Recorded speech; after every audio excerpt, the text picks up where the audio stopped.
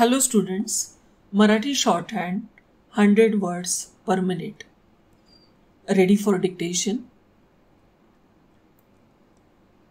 अध्यक्ष महाराज, सरदार सरोवराच्या संदर्भात आज या ठिकाणी जी चर्चा सुरू आहे त्या चर्चेमध्ये भाग घेण्यासाठी मी या ठिकाणी उभा आहे. या सरदार सरोवरामुळे महाराष्ट्रातील जवळजवळ 100% आदिवासींचे नुकसान होणार आहे.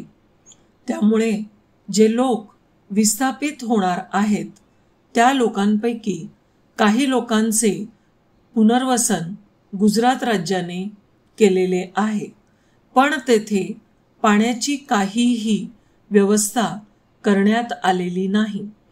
त्याचबरोबर विजेची व्यवस्था देखील योग्य तऱ्हेने करण्यात आलेली नाही.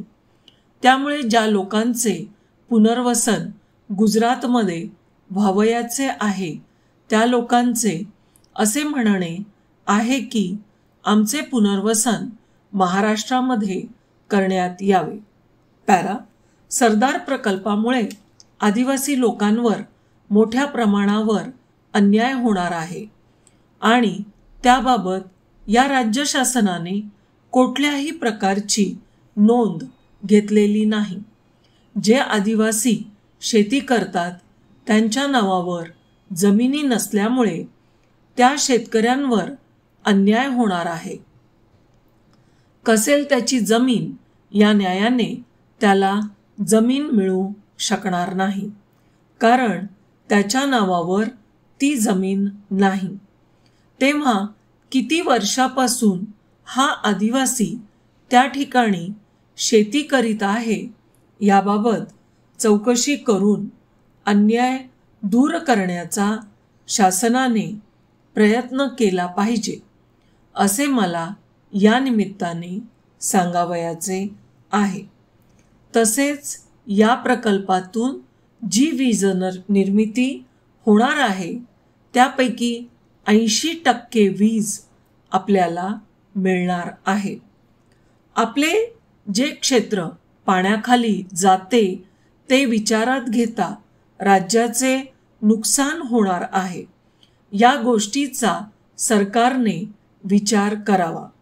तसेच झाडे लावण्याचा मोठा कार्यक्रम आपण तेथे घेतला पाहिजे, कारण वनक्षेत्रातील आपली जमीन पाण्याखाली जाणार आहे. त्यामुळे मग तेथे पर्यावरण कसे ठेवणार आहात? तरी यासाठी सरकारने जास्तीत जास्त प्रयत्न करून झाडे लावली पाहिजेत. दुसरी गोष्ट, आपल्याकडील आदिवासी भागातील जास्तीत जास्त कुटुंबे बेघर होणार आहेत. त्यांचे पुनर्वसन केले पाहिजे. आम्ही धरणाला विरोध करतो तो केवळ त्या ठिकाणी राहणाऱ्या गरीब आदिवासींवर यामुळे जो अन्याय होतो त्यासाठी. तेव्हा या लोकांचे प्रथम पुनर्वसन केल्याशिवाय धरणाच्या कामाला सुरुवात केली जाऊ नये, अशी माझी येथे आग्रहाची मागणी आहे.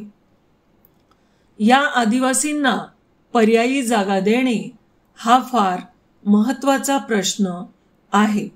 महाराष्ट्रातील त्या भागातील आदिवासींचे या प्रकल्पामुळे नुकसान होणार आहे. त्यांच्यासाठी आपण काय करणार आहात ते सांगावे. एवढे बोलून मी भाषण संपवितो. Thank you students.